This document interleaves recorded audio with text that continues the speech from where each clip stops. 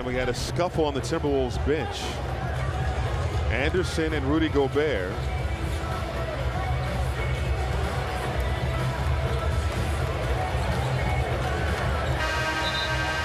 That's just something you don't see every day. I know that Easter Sunday was a pretty weird day in the NBA.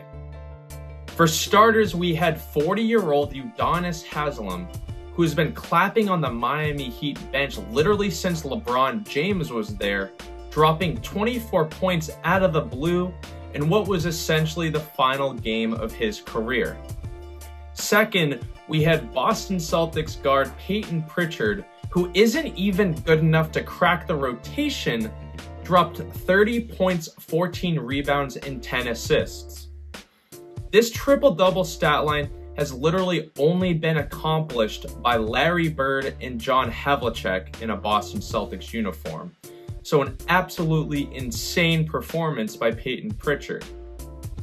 Then we had Jaden McDaniels of the Minnesota Timberwolves literally punch a wall out of frustration, and he would go on to fracture his wrist, and now he's done for the year. It's pretty safe to say that Jaden McDaniels looked up to Amari Stoudemire as a kid and wanted to emulate every part of his game. And then finally, we had Rudy Gobert and Kyle Anderson.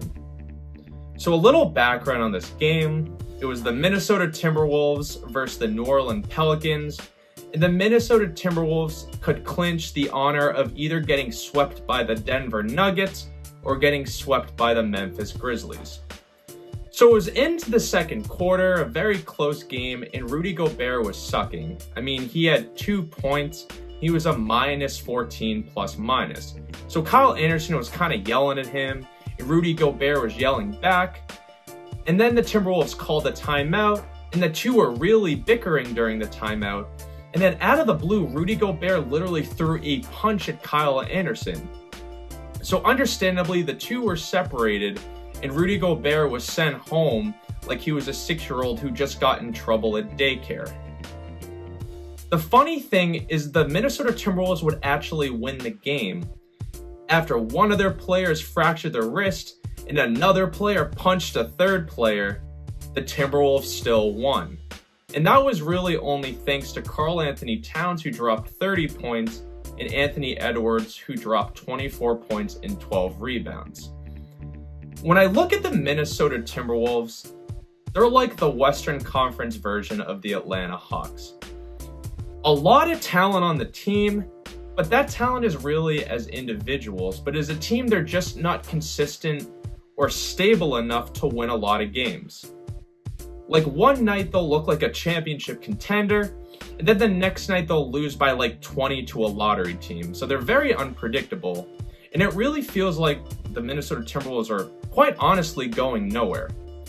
Like I could see in the offseason someone like a Karl Anthony Towns actually getting moved. Like this does feel like a team that's sputtering, will kind of be a 42-40 type team for the next couple of years. Another interesting point about this team is it's looking like the Utah Jazz-Minnesota Timberwolves trade will go down as one of the worst trades in NBA history for the Minnesota Timberwolves.